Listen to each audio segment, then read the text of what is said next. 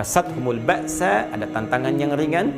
Wadh-dharra, sudah mulai naik bahkan menyakiti fisik, ya kan? Wazulzilu, bahkan ada yang menggoncang hati.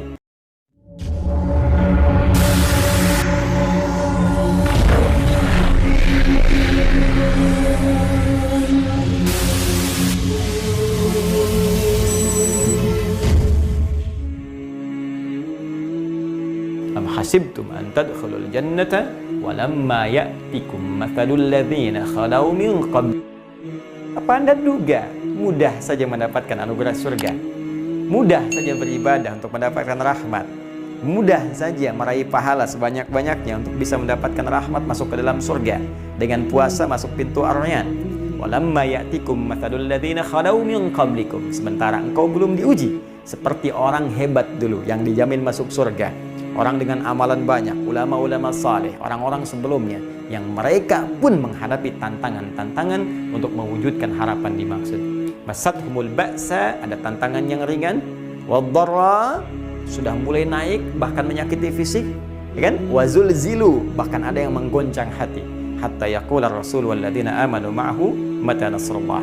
Bahkan ada tantangan-tantangan yang membuat kita bisa berkata seperti Rasul dan orang beriman dulu pernah mengatakan, ya Allah, kapan pertolonganmu tiba? Ya Allah, kapan wabah ini akan diangkat? Ya Allah, hamba sudah rindu dengan masjid. Ya Allah, kapan keadaan ini akan berakhir?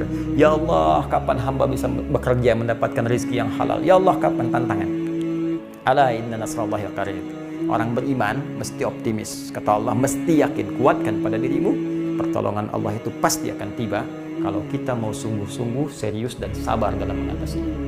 Nah sekarang, karena fitrah kehidupan akan selalu bersanding dengan tantangan. Orang sukses pasti ada tantangan. Orang sukses pasti ada ujian. Anda anak SD mau lulus ke SMP, ujian. SMP ke SMA, ujian. Kalau tingkat pendidikan dasar saja ada tantangan, ujian supaya kita sukses, maka bagaimana dengan kehidupan yang kompleks?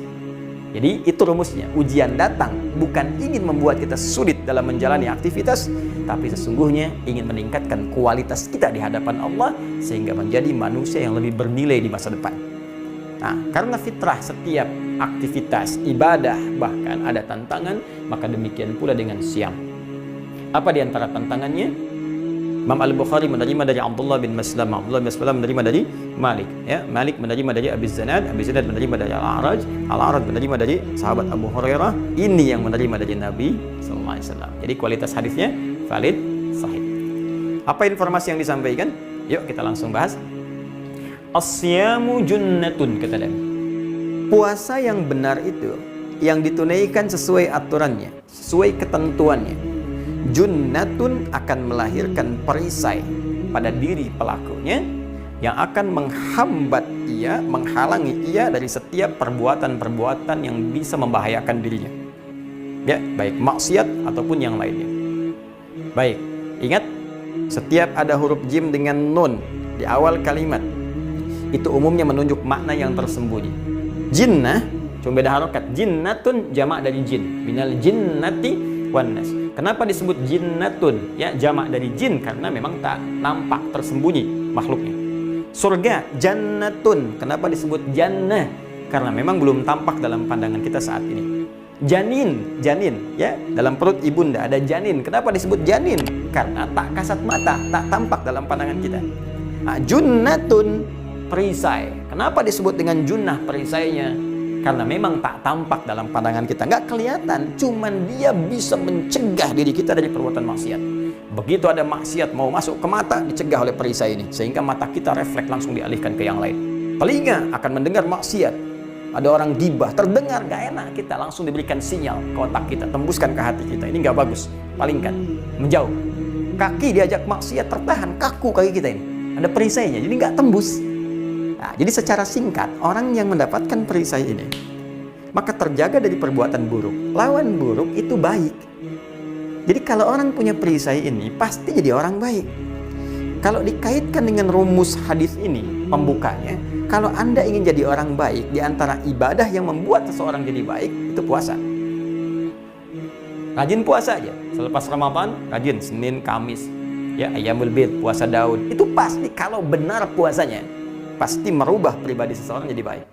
kecuali ada puasa yang tidak ditunaikan dengan benar. Tapi apakah menunaikan puasa dengan benar itu supaya jadi orang baik mudah dikerjakan? Belum tentu. Karena ini rumus umumnya, fitrahnya selalu ada ujian tantangannya. Apa diantara ujiannya? Satu, kata Nabi, jangan berkata kotor, jorok, kata-kata kotor. Yang kedua, wala yajhal, jangan berlaku bodoh yang tidak pantas, bertindak yang tidak pantas.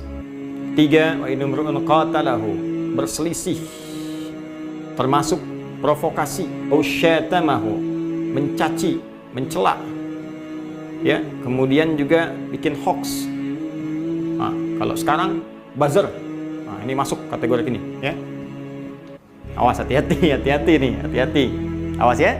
Nah ini, faliyakul inni saimun, maka tegaskan pada dirinya kalau menghadapi tantangan ini, saya sedang puasa. Bila kita perhatikan, di sini kita tidak dapatkan tantangan berupa hal-hal yang konsumtif misalnya, ya, makan, minum, atau tantangan yang sifatnya biologis, hal-hal seksual, kebutuhan seksual. Padahal ini sama-sama tantangan juga, ya kan? Betapa banyak orang waktu sedang berpuasa lihat makanan, tiba-tiba sudah pengen buka, ya kan?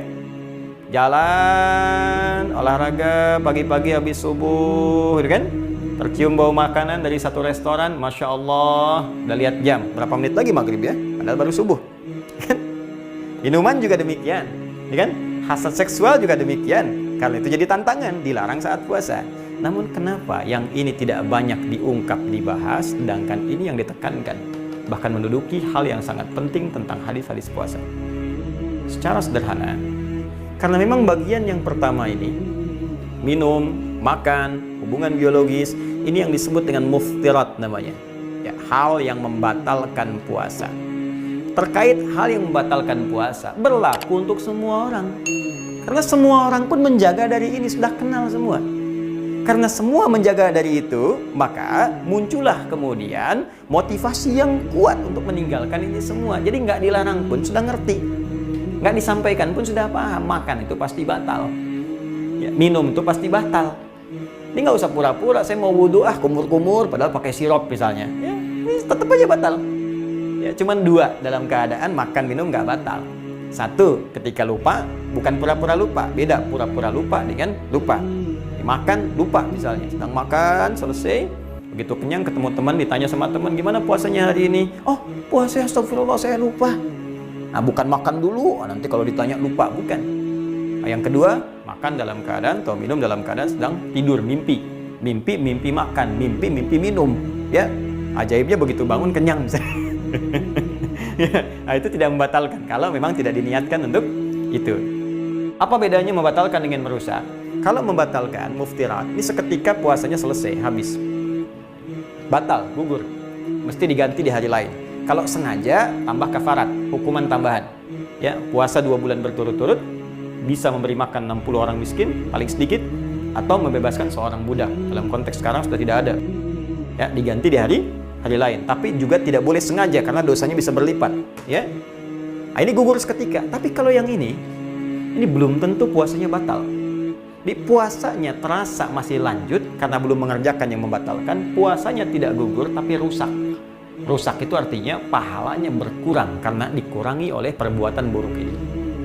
Contoh, berkata kotor, jorok, ya. Kotor itu masuk dalam konteks ini juga gibah, gosip, tuh, ya. Kata-kata jorok dan seterusnya, ya, masuk sini. Saya mau tanya pada Anda, saat kita mengerjakan puasa, berapa kali membicarakan keburukan orang lain? Berapa kali nulis status tentang keburukan orang? Berapa kali berbuat jelek dengan kata-kata atau tulisan atau dengan pikiran? Itu kan tanpa sadar masuk dalam kategori ini. Bayangkan, kalau mengerjakan ini merusak misalnya 25%, mengurangi 25% pahala puasa. Baik, setelah itu berselisih atau saling provokasi, ya, maaf, kurangi lagi nih 25%. Ya, gara-gara PSBB di jalan ketemu ini marah, ribut, lupa kalau dia puasa. Oke kan? Baik, dan seterusnya. Saling mencela, Kurangi lagi 25%. Bikin hoax, buzzer tuh, awas hati-hati ya. Muncul lagi 20%. Ya. Anda bayangkan 25 kali 4 100%.